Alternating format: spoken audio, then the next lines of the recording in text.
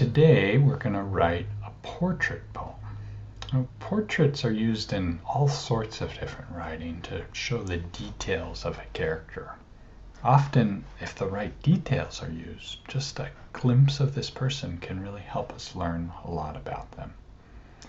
So we're going to start with a poem by William Carlos Williams. He was the one who wrote that poem about the red wheelbarrow and the white chickens. You guys might remember that one. As I read it, I want you to pay attention to what type of person you think his grandmother is. What are the details that show us a bit about her character? The last words of my English grandmother.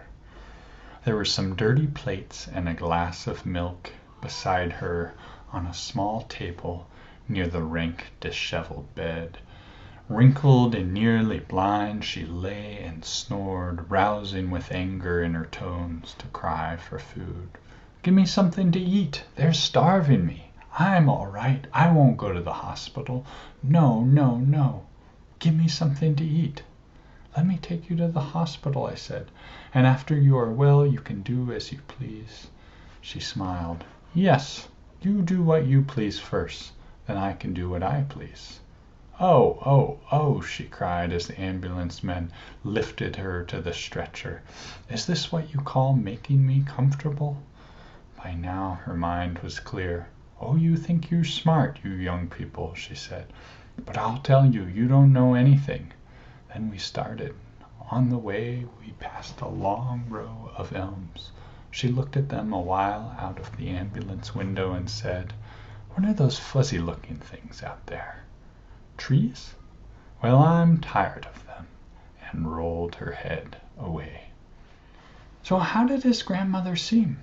Was she stubborn, demanding, bossy, impatient? Notice that William Carlos Williams didn't use any of these adjectives to tell us about her character. Instead, he showed us how she was.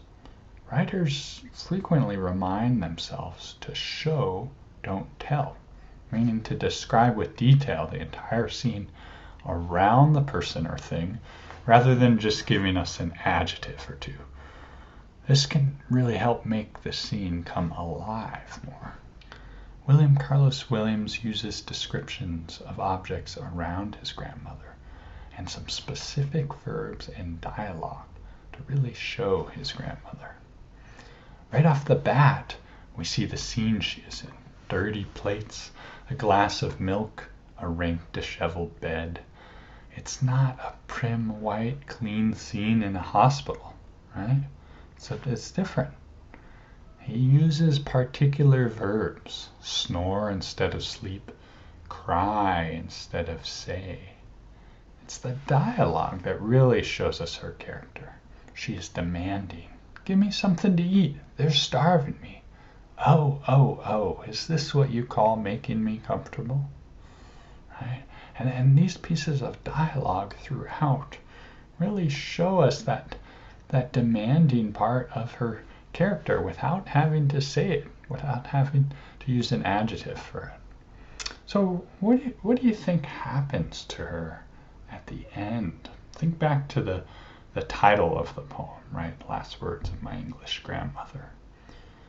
And so at the end of the poem it says, "What are all those fuzzy-looking things out there?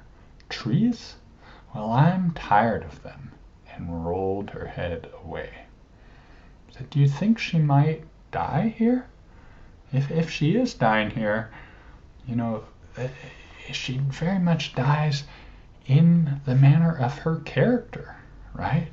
She's tired of just seeing those trees, right? Tired of looking at them, right? She's ready to be done with them and move on to the next thing. Writing your portrait can take the form either of a poem or prose. I want you to first start with just making a brainstorming list. Think about the person you want to write the portrait of. Write their name at the top. It should be someone you know personally. It could be a family member, a friend. Ideally, someone not in your classroom, though, because this can make for an uncomfortable situation if you're reading your poem. To start this brainstorming list, I want you to write down first where you see them.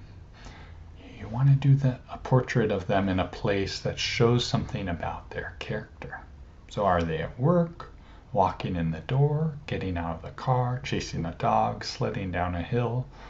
What are they doing that shows something about that character? Sleeping, gardening, cooking spaghetti and meatballs, splitting wood, nailing together 2x4s? Next, write down some details about their appearance. Often these can be small things. For instance, what type of shoes someone wears can say a lot about their character. Are they Nike high tops, cowboy boots, heels? Be real specific. Is there always a defining face that they have that they make? A half grin, a grimace? So next, I want you to list objects around them. What are they carrying with them? What are in their pockets? What car do they get out of? Now you're going to combine this all together to show us this person in a scene. Remember, this is a glimpse into their life that shows us something about what type of person they are, right? So if they're a kind person, you want to show that through their words and actions. If they're always rushing, show this rushing through their details around them. Maybe their hair is hastily put up in a bun, or they always say, "Don't forget your lunch," just as they're headed out the door. So try and start us out right in the middle of a scene. So I'm going to read a few example poems from students and then include some more for you to read. Take about 20 minutes to write, and I look forward to hearing some of you read your poems and then reading all your poems.